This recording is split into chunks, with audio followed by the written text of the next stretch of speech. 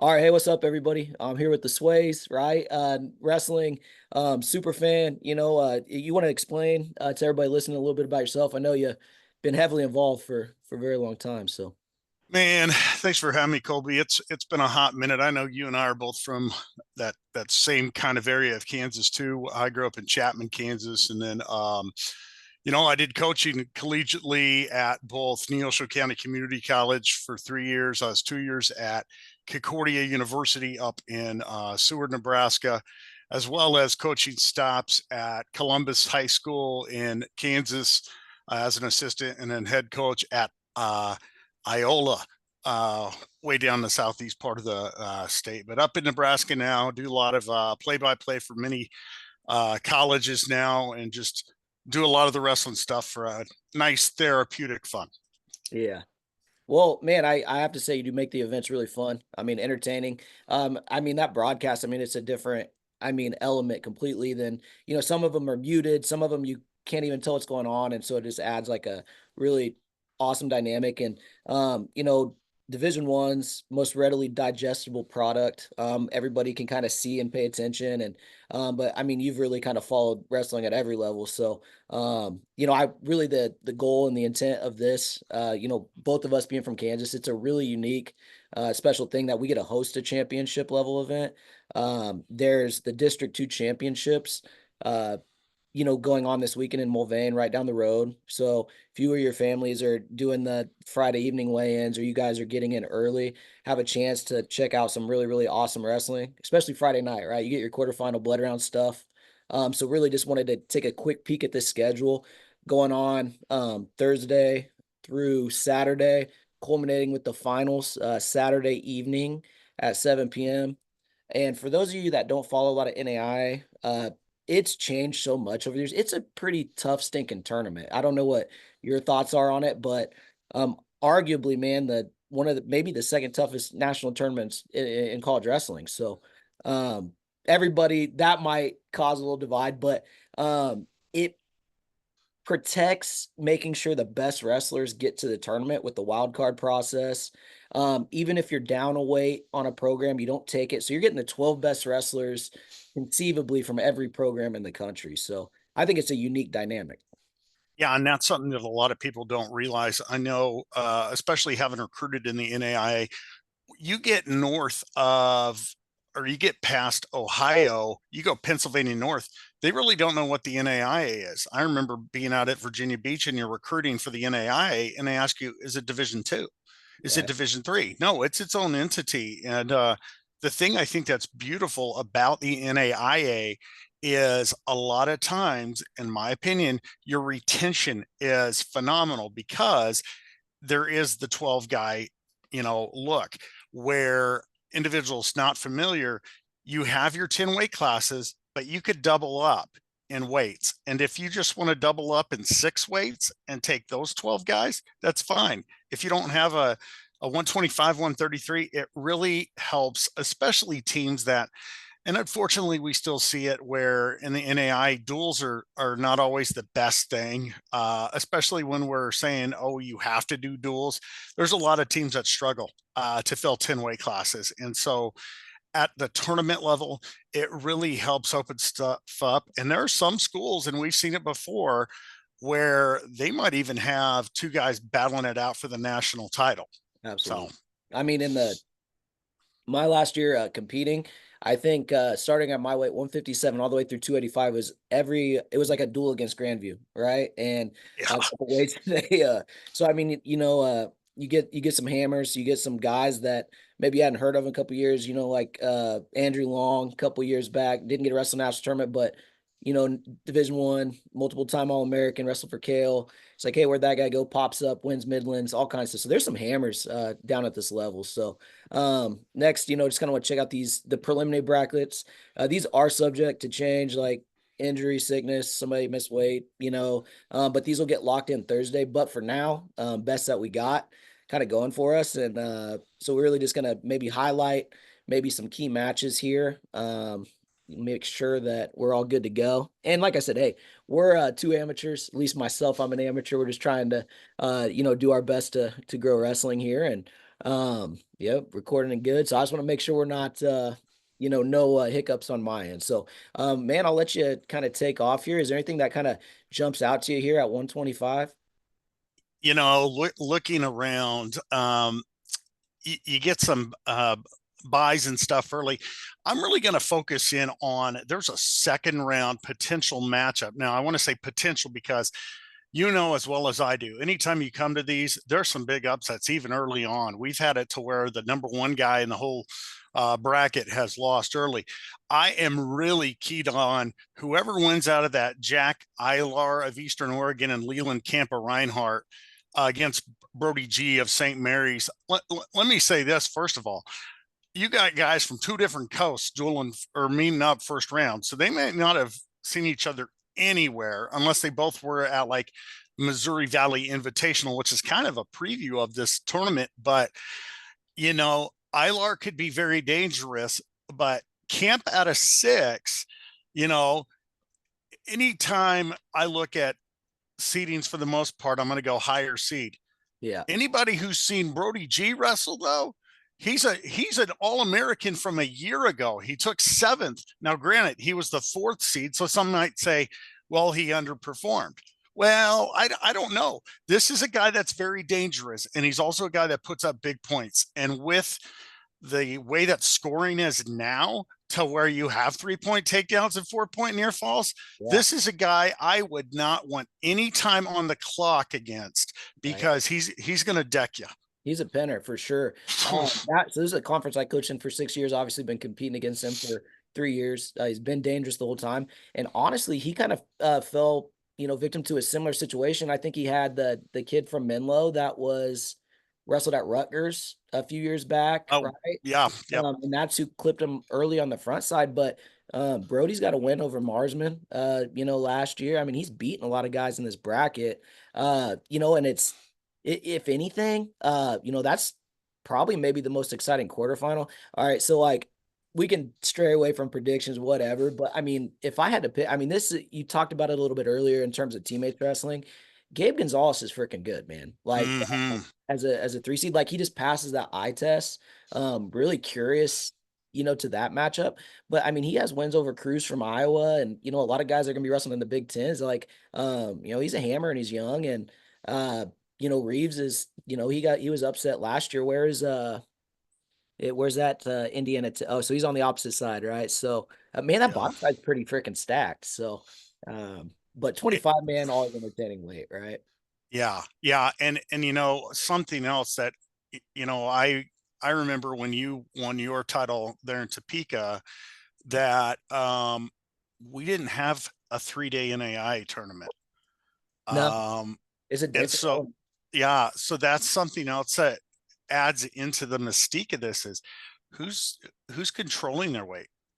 well, Because if you get yeah, a bye, you're not wrestling until Thursday evening. You get one match and you're holding your weight down all day and yeah, having to take it again the following morning. So yeah, that's another huge element. But yeah, so early morning wrestling, this is a weight, potentially, a lot of fireworks keeping an eye on. And moving on down to 33. This was a weight that saw a pretty dramatic shift, I think, at the conference tournament with the number one wrestler in the country losing, Jackson Cockrell, right?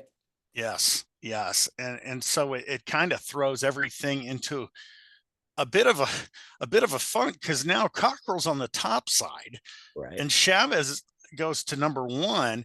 So you look at that whole top side of the bracket and you're just seeing a lot of early matches. And I'm looking at geography on some of these like Barajas and Foster. They may have crossed paths because Graceland is in Iowa, St. Mary, upper northeast of Kansas. Uh, yeah, the top part of this bracket is just so juicy. But then again, the entire bracket at 133, when I sit back and start going, wait a second, Thad Long is the 2. I mean, it just, I just sit back and it gives me the goosebumps. This is a fantastic weight. Well, absolutely, man. And like, so like where you're saying the 5-12 matchup. So Freddie actually beat Jackson Cockrell last year at the national tournament. So if you're a Grandview wrestling fan, that's not a match that you might not love, right? Day one. So because those seeds ultimately matter. There could be a variety of different opinions on this. I personally, I don't know if I love seeding through 16 because it pretty much locks in. You have Christian Rivera. He beats the number one guy in the country last week. What's his reward for that? He gets to wrestle the number two seed, really early on in the tournament. And we've had our guys kind of in that mid-range 15, 16 that, we feel are all-American caliber. And, they got a pretty in national tournament. I understand for the wrestling period, it's like, got to beat everybody, things like that. But, there are paths with a few less landmines. And, that seed's tough, when you're getting seeded down, in that kind of 13 through 16 range. But style wise, Freddie and Jackson, is a great hand fighter, a lot of pressure. Freddie's slick, man, slide by. I mean, that's a really interesting style matchup here, too. So, one guy that, I know, Coach McElfresh at Missouri Baptist is, he's been kind of pounding the drum for this guy for years, but Daryl Mills, man, is having kind of a sneaky good season. So I'm kind of excited that a senior with, his first shot at this tournament, man, like, I mean, that was the year fortunately all kind of came together for me. And I believe Lucio is a true freshman. So who knows, man, right? Nerves play an impact, and maybe he can go make some noise. Yeah, another name to really look on here. I do like the 8 seed Hayden Hernandez out of Moval. Yeah. Last year he was 3-2 at the NAIA tournament. This year at national duels, he was 4-1. His only loss was to Aikens of the Cumberlands, who is the 6th seed, and that match was 6-2. So I like where he's at. However, that matchup, Colby Encinas is a super dangerous Yeah. unseeded wrestler. And, if he is able to withstand Hernandez and keep it close, that's super dangerous. That entire little packaging right there, Wyatt Hinton and Matthew Terrence, that Yeah. could be a scramble fest. So a lot of really fantastic ones here. Man, Thad Long, though, Yeah. No, he's good. he's Yeah. he's special. He's All right. special. And he's a guy too, like, you see 2C and you're like, okay, well, how like junior college lost at the regional tournament, comes back, pins a guy in the finals, right? And then Encinas, guy you just mentioned, I think he upset the 2 seed at this tournament a couple years back, right? Yeah. So like I said, and part of that chaos, I mean, that's kind of what makes this tournament fun. So you're like, man, I only want to tune in for round here, here, and here. I mean, you're going to see some pretty wild stuff early on. You can almost guarantee it at this level. And, regionals was a great, kind of example of that, right? You have the number one guy losing. So, and then just to touch on Chavez, I mean, he's a Division I transfer. I can't quite remember the school, but native of Texas. And I know that he joined Texas Wesleyan last year, I believe in like January, like his debut, because we wrestled. Old Letty, man, shout out Ledford, red shirt out there at Friends. Competed for me, one of my favorite humans ever. He's a hammer, and excited to see him get back doing his thing. But I think we were his first match back, and you could tell he was getting his legs back under him and things. But with the full season under his belt, man, that could be he could be pretty dangerous. Obviously, as a 1 seed, he is, but might be able to, be one of the few guys athletic enough to go with Thaddeus if. Yeah. Yeah. And Chavez, to your credit, yeah, Division I, previously at Presbyterian, which a lot of people don't know about that program, but it's in the SoCon, and he was there for it looks like 2, maybe 3 seasons. So Yeah. yeah, and he was 5-1 in the SoCon. So you're looking at a guy that's like Division I. Starting caliber, Yeah, international qualifier. he just missed out on qualifying for the NCAA's as an auto qualifier in 23 for the D1s. Man. Yeah, no, like he's impressive, right? Definitely, Yeah. definitely got to keep your eye out. And so, all right, moving down, 41. This was a weight with one of the best stories in the tournament last year. Hartwell Taylor, he's Oh, seeded at number 2 here. I think as a 15 seed last year, ran all the way out to a national tournament. So, or a yeah. national, excuse me. Yeah. And you got to be thinking too, you know, I was able to see him last week at the KCAC tournament doing the announcing there. it'll be interesting to see when you're the top dog or up toward the top and all eyes are on you, how you do. But I mean, if you look at earlier this season, the fact that he won the Missouri Valley Invitational, he beat Creighton Bauman of Concordia, who slides in there on at the sixth spot. So they're on the same side of the bracket. He beat him 3-2. Um, it, yeah, it'll be interesting. I think he'll be fine. Yeah. I think he'll All-American again. He looked extremely solid. Um, looking at this weight, uh, Tyler Dean from Mobap is a bit sneaky.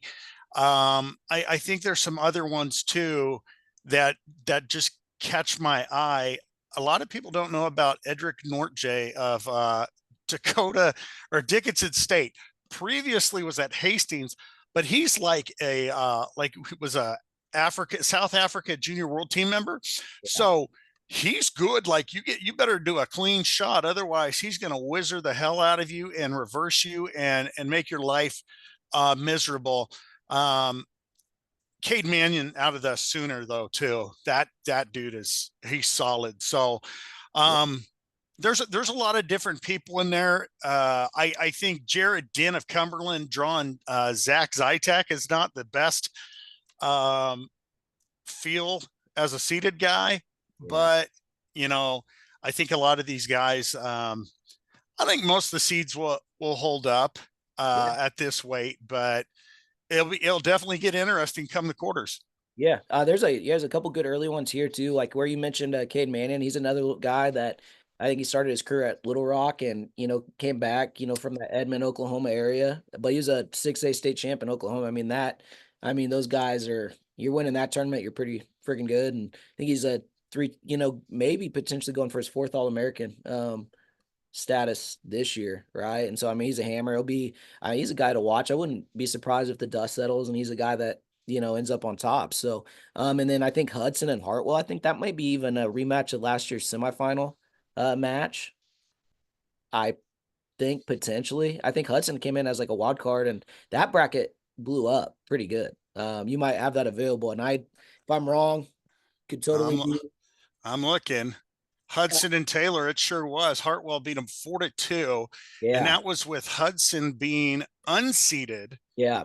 and Hartwell was the 15th seed. So there was all sorts of implosions. Yeah, so that's you're getting right down here in this round of 16, assuming they handle business first round, a rematch of the semifinal, and then if they are both able to make it that far again, Potter Taylor is a national finals rematch from a year ago. So some really good matches early and man, yeah, this one's hard to predict. So Yeah, and Kel Brisker was a 5 seed last year and made it to the let's see, he made it to the quarterfinals because you got second round then quarterfinals and gave Nick Yancey a good fight, but and then Brisker came all the way back to, well, did he All-American? Yeah, he took 4th last year. So you've got that. Norche, I just realized was 7th last year.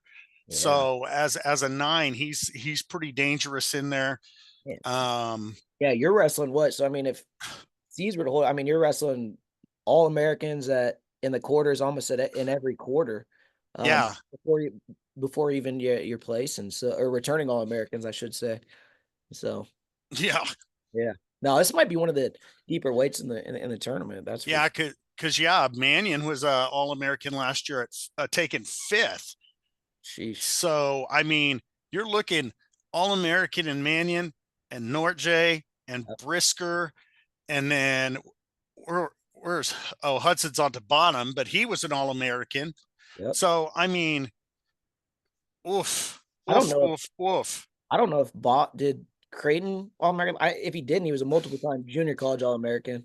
So Creighton missed out last year. Uh was he at this weight or was he at 40? I think Oh, he's wait been a minute. 40. I think he's been 41. Yeah, he oh no, he got so last year he was sent to the back pretty early, and let me see who beat him there. Somebody not. Oh, Cade Mannion beat him 5-1 in the second round. Man, And then on the backside of the bracket, Bauman in his second match through the number 2 seed Logan Wagner, who then didn't even All-American. man. And Yeah. that and now Bauman's back, and part of the Bauman story that's kind of fun to follow for those that don't know. He was at Iowa Western. He decided that last year was going to be his last year. Still had one of those extra years left. And his old JUCO coach takes the head realm of Concordia. So he's like, "Oh, I'll come back." And Concordia's, they have reloaded. Yeah. They are the Concordia that you remember about a decade ago with the San Franciscos. They're that talented. Yeah, man. Yeah, they look like with Coach Watson, and like I got to peek in at the Missouri Valley. I mean, they even their guys, they're young guys, they're scrapping hard. So I mean, yeah, they'll yeah, they're on the right track again, that's for sure. All right, personal favorite weight class of mine, one of the two that I used to compete in, but another one, man, and I think at these middleweights, like, you go like 41 and through maybe like 65, like just the depth at those weights, like you're 16 and you're 60. I mean, those guys are pretty stinking close, right? Like, and this is another weight that, kind of got, shuffled around pretty good. Darnay Hurd, he's a 6 seed, but man, this is the first time I can remember Grandview needing like a wild card to qualify all 12. So, was the number one wrestler in the country entering the conference championships, and man ended up getting fifth out there, and now he sees himself as a 6 seed down here. So I mean, I'm sure maybe for Keegan Luton, maybe you don't love to see that, but what can you do? So Yeah, it's gonna be interesting, to say the least. So um Yancey last year, third at the weight class below. Obviously, it has not hurt him any growing, and we expect that. A lot of times, guys, especially in the lower weights, you don't want to suck down all 4 years. Um, just Yeah, it looks like some of these have changed a little bit since I last saw the seating. So now I'm trying to get updated on here. oh, you're good, Um, man. Well, just even like just even like right here, you can oh, see uh oh yeah. I mean, this guy from York, I know you gotta be familiar with him. Oh, He's had a yeah, kind of career yeah.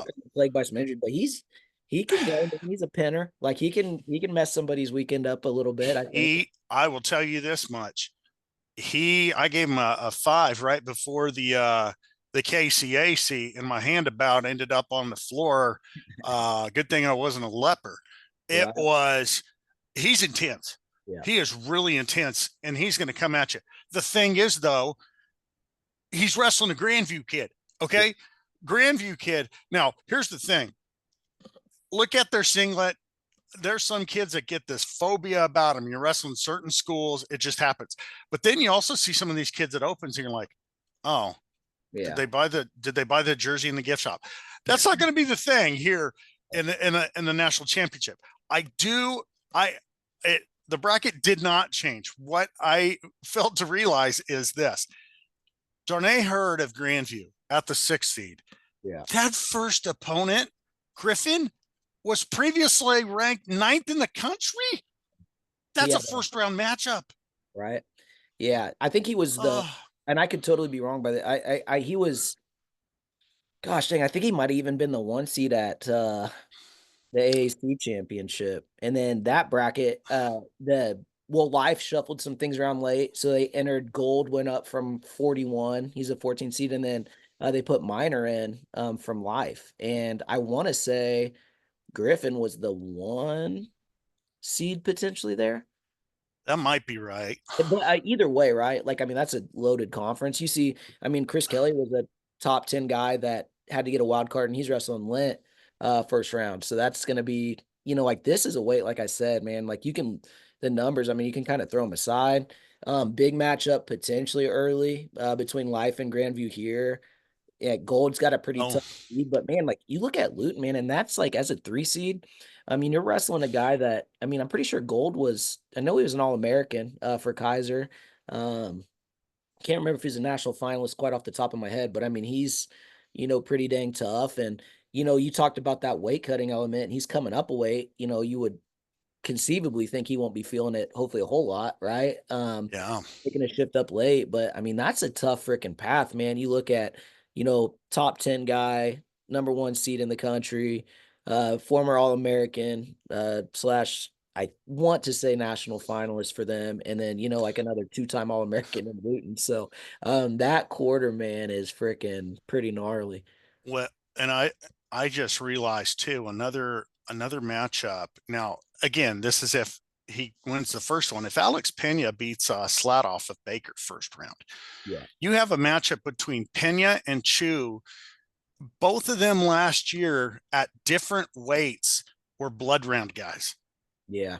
So, I mean, Pena's coming up from 33, and his loss was to Cockrell of Grandview Right. to get in. And then last year, let's see, Chu lost to Bryce Nickel. So, man, that bottom part's pretty spicy too. That Pena Chu match could be super fun. Yeah. No, this is another weight. Like, man, I don't even want to try to think. That bottom side of the bracket though looks just brutal. I'm saying, yeah. I mean, like Moreland too. Like, he's been a 41 pounder in the past, but like he had a really like that. The Cascade's crazy sometimes, man, because they're just like that's like the biggest conference, right? Like in terms of Oh yeah, participation, and you'll just get a guy just randomly out there that just has an incredible regional tournament. So like it's a real wild card, right? And so like you can see if he wasn't a champ, I think he was at least a finalist, and like they can only get him up to that 15 seed. But I mean, who knows, right? He's just went and beat some pretty. I wouldn't be surprised. Maybe he outplaced a couple of these dudes on this list, right? Uh, yeah. well, that. Um, the yeah, and then so like I said, we're gonna try to clip this into two parts. So I had a little warning time there. But kind of trying to at least get through halfway through this tournament. Weight near and dear to my heart, right? 157. That's what I, wrestled 3 years of my college career. But this is another weight too, man, where kind of some late shuffles. Notably, Grandview had two guys. I think they had the other Hurd brother up here. They had, gosh dang, I want to say where was the other kid that they had in there that was wrestling for my national? I think he might have got hurt. Was it the kid that used to be at Northwest Tech? No, Bauman's? Newman is good. That's what I mean. That's kind of the thing about them, right? I mean, like, if I say that, you can probably, They had about 3 or 4 guys at every weight. That's the problem. They don't. I yeah, mean, man. But I think it was like, oh, man, I'll look it up. But I yeah. national finalist at or national champion at Clackamas. Um, he was at Midland for like a very small period of time, I think. But I don't think he ever wrestled attached. So I don't know. I'll while you cover a weight or two, and I'll look up here and see if I can find it. Yeah. So looking at this 157 weight, right now, some names, you know, when you look at the guy that's wrestling, so Fabian Padilla comes in there at the 9th spot, and Padilla's had a great career, and you're looking though that, oh, where did he just go? Padilla up here. He's facing a guy from Simpson. Now this is Simpson, California, folks. There is a Simpson in Iowa, but Simpson, California. So not sure if it's Simpson's only qualifier, but they're out in that brutal Cascade. So Yeah, but Padilla and Miller could be really fun. Um, Aiden Graves is legit tough. yeah, Uh, he though is gonna find a scrappy kid in Xavier Ortega friends, but Graves, honestly, of the individuals that are in the top 4, he's one that I think, I don't want to say easiest route. I don't want to jinx him or anything that, but he's that good to me. And yeah, as a 4 in any other year, I have him top 2 yeah, seed. Donald Griffin, I'm like, yeah, who? Like yeah, I'm sitting back and I'm like, who is Donald Griffin? And yeah, I'm sitting back here going, well, dang, It's a, and Yeah. that's there's so many different guys. There's so many different names I see here too. Life's got two guys opposite side of the bracket at a 7-9, which maybe 7-9 isn't bad. No, Uh, yeah. On this one, right? I mean, well, Villalobos is he was a All-American at 165 last year. Um, I think he was the one seed entering the tournament. I don't know quite, and he might have been an All-American prior to that, but this was a shift before the conference tournament. So he won that conference. So he beat Padilla, and then he beat obviously I want to say like man, one of the two beat Evans from Reinhardt, who was pretty highly ranked, and I'm kind of trying to peek at that AAC conference out there too. But I mean, he won a bracket coming in, which obviously, probably maybe in their conference wasn't a popular decision because you lose the allocation away. But sure. they've kind of earned their stripes a little bit. So I'm sure that their guys got taken care of in the wild card thing. But Hobbs, I coming in as a 10 seed, him and Villalobos. I mean, those were two guys that were 165 pounders that were pretty highly ranked last year. Hobbs injury defaulted out and relied like I mean round one and got a wild card in. So I mean health's a question mark there. But Villalobos, man, that's a big cut, and only for the second time this season. Who freaking knows? But like you said with Donald Griffin, he was an All-American. And I only noticed, like I said, this is a weight that we paid quite a bit of attention to, but All-American 2 years ago, tough kid. But like you said, in terms of, and Coach Graham's doing a great job at Central Methodist. I think got 4 or 5 guys through there and some high seeds. But I mean, in terms of a vulnerable number one, man, like if you're a 8 or 9 there, man, I think you're probably pretty fired up. And Jernigan is not it's not an easy match either, dude. He's a hammer from Oklahoma, and he uh, looked good at KCAC last week. He he looked real good. He had a win over. So he split with Francis Morrissey, who wrestled for me last year. Was All American at 57. So they split match. So I mean, he can beat those guys that are pretty stinging high up there in the country. So, man, but got to talk about the three seed like Rubio, man.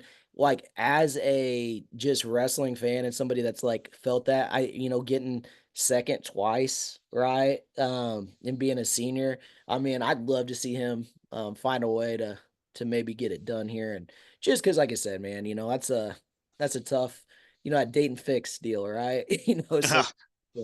It stings, but kind of see him maybe being able to put together a special tournament. But man, you look at that too. Like you get Windauer, you get Straight, you get all these guys that you've wrestled in duels and conference. Like who knows, right? I mean, those matches get closer the more that you wrestle them. So Yeah, keep an eye too on Elliot Rogers of Marion in that fifth spot. He took third at Mo Valley. His losses, well, he placed behind Donald Griffin, who's the one seed, and then Elon Hurd from yeah, Grandview, who was they didn't enter, but he placed behind those two, and that's a 5 seed that you got to keep an eye on. And let me see, going back, he lost to Griffin. Well, Griffin handled him pretty good, 10-2, but he has some good wins, including a win over Radosa, who is possibly his next round opponent, and he beat Radosa 9-6 in sudden victory at Mo Valley. So I'm sure Radosa wants to get a little revenge there. shoot, and I think that's probably they might have matched up again at conference. I mean, I'm Probably.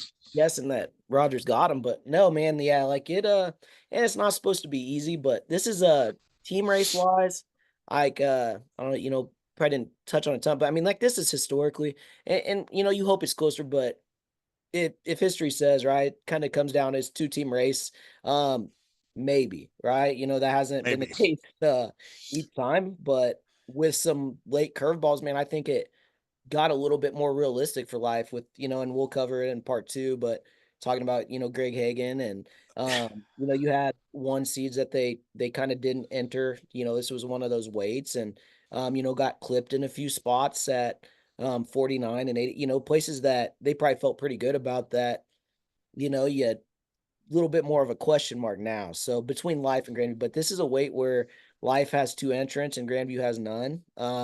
25, Grandview has 2, Life has 9. So like this is where you need to see some of these weights, go make up some ground.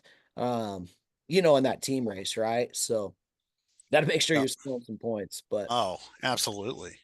now past that, man, I appreciate you